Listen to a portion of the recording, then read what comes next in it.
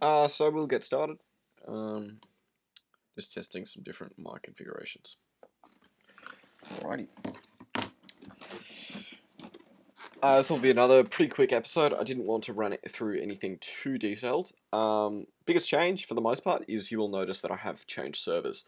So I moved off from Complex's cannoning server and now onto Crystal. You can see the IP on the side there.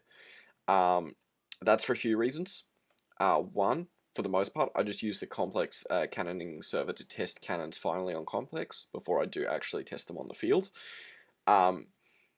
And two, you will find that Crystal is actually much better for designing, troubleshooting, and fixing cannons than Complex is. So, with that being said, that's going to be, I guess, the main theme of this video. So this is going to be a lot of back-end stuff, sort of talking about what you can do to improve your performance that is not studying and learning yourself. So, for the most part, you've sort of got, there's two main options to fuck's sake.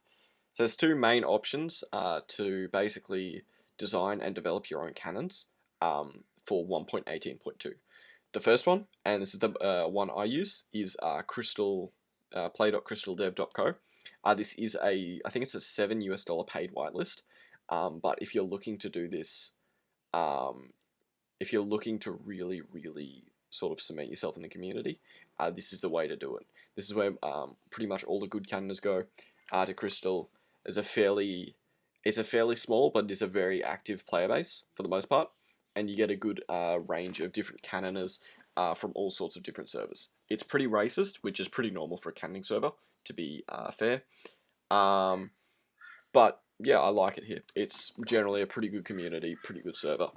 And the second alternative to Crystal, if you're too broke or like you're unwilling to actually purchase the whitelist, is another server called Fragment MC. I believe that server is run by Jesus is Hot. That is, I think it supports up to 1.20.0. Crystal does as well. But for the most part, if you want something cheap and relatively good, go with Fragment. Well, cheap as in free, but if you want something that you're going to use for a long time, and if you plan to do this for a long time, I would definitely look at purchasing a whitelist for Crystal. I'm going to link both the Fragment and the Crystal Discords in this video description here, so you can have a look at those servers more in depth. So, with that being said, those are the two main cannoning servers for this version. I'll hop into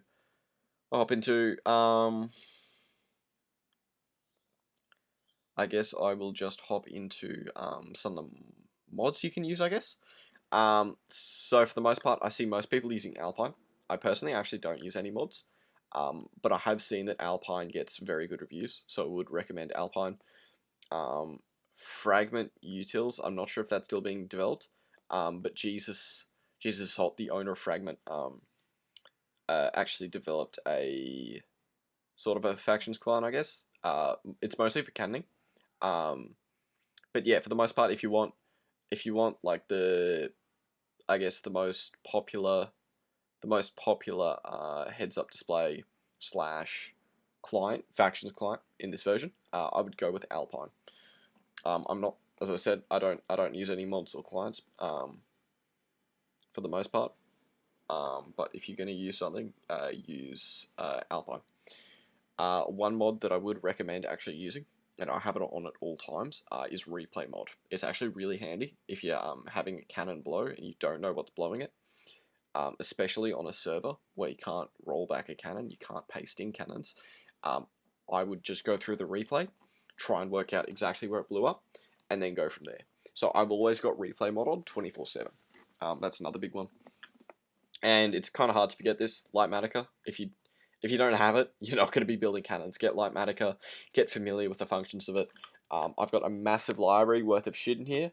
A lot of my own shit, a lot of other people's shit. Go out of there. So much stuff in here. Yeah. So if you're going to be using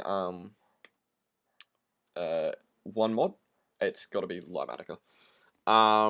you can share chords, you can share schems. Basically, if you're going to be wanting to actually go ahead and build your own cannons and copy them across, use Lightmatica. I'll probably do an in-depth video actually explaining exactly how to use Lightmatica just a bit later on the series. But for the most part, yeah, those are the mods I'd recommend. I'd recommend Replay mod, Lightmatica, Alpine for the client, maybe Factions Utils if you don't feel like getting Alpine. Apart from that, that's pretty much it for canning stuff. Don't know how long this video is, so I'll just sort of very, very quickly touch on the three main changes in chat. I'm kind of keeping an eye on the chat there because I know that that young Marshall guy loves to drop the hard R, and I can't really be bothered to edit that out in this video, so I'm just going to turn my chat off before he does inevitably drop it. So, we'll talk about three things. So, one, TNT flow. TNT flow is new to this version. It's not new to 1.8, or what I'm trying. Oh, fuck's sake. So TNT flow is how water affects TNT. You will notice in this version that TNT on most servers won't move, and that's because they've got TNT flow disabled. On servers where it does move, that would mean they have TNT flow enabled. So if we get, say, a piece of TNT, and we light that TNT, flint. A good thing about Crystal is you can enable and disable all these things at will on your plot. So if we light that TNT, you'll see it just drops on the ground there. It's not flashing, and it's not exploding just because I've got those turned off for FPS in Crystal. It's actually command/FPS. But yeah, you can see that TNT there. That's not moving. So I need to turn my chat back on. I'm going to put it to commands only. I really don't want this video getting ruined. Commands only. Okay, he hasn't said it yet. TNT flow /TNT flow is the command. So if we turn that on, you will now see the water starts physically pushing that TNT. So that's TNT flow.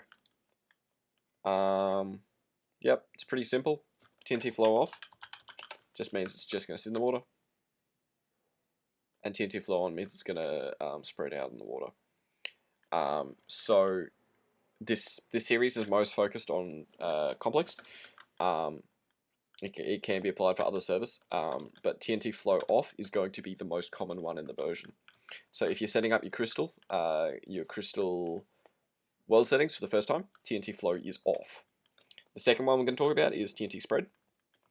So TNT spread refers to the random spread of TNT when it first comes out of the dispenser.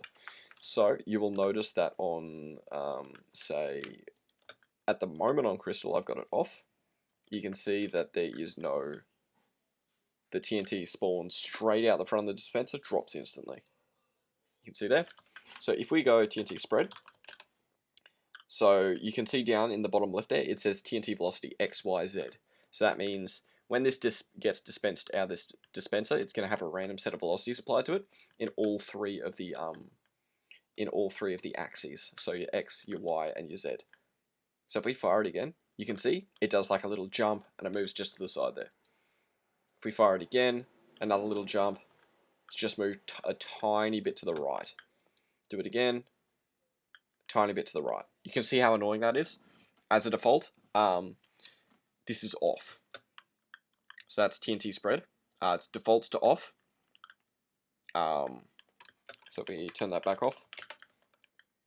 Oh, okay. So there is another setting on Crystal as well, where you can see down the bottom left there it says TNT velocity Y. That just means that the TNT just gets Y velocity. I think that might be similar to 1.8 or something, but you can see there's like a visual little hop there as it does get dispensed out. And then /TNT spread. So if we turn it off again, you can see it just falls straight down. So that's TNT spread, TNT flow. And now we're going to get into the main one for this version, which is called parity.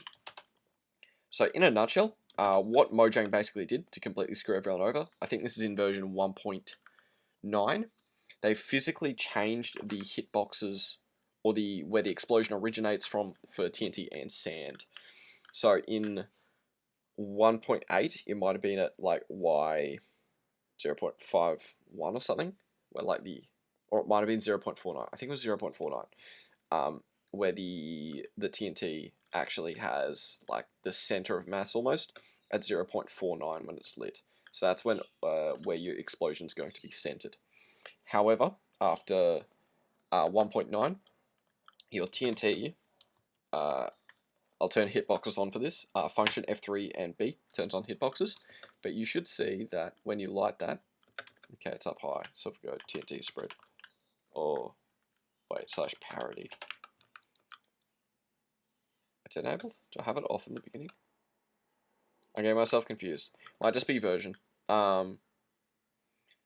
But basically, in a nutshell, all that TNT parity does is it makes the center of mass, or like, it's not the center of mass really. It's like the center of the block where like explosions are actually calculated from. If you're talking about like vectors and stuff, it's actually going to be where the explosion is centered for TNT and where like everything gets affected from.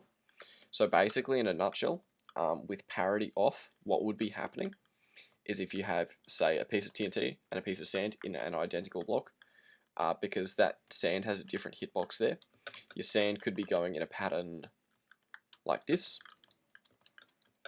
just like up and across like that, whereas your TNT, because it's got the same center of mass, so we're just pretending these are in the same block, the same center of mass, the same head height, or whatever you want to call it.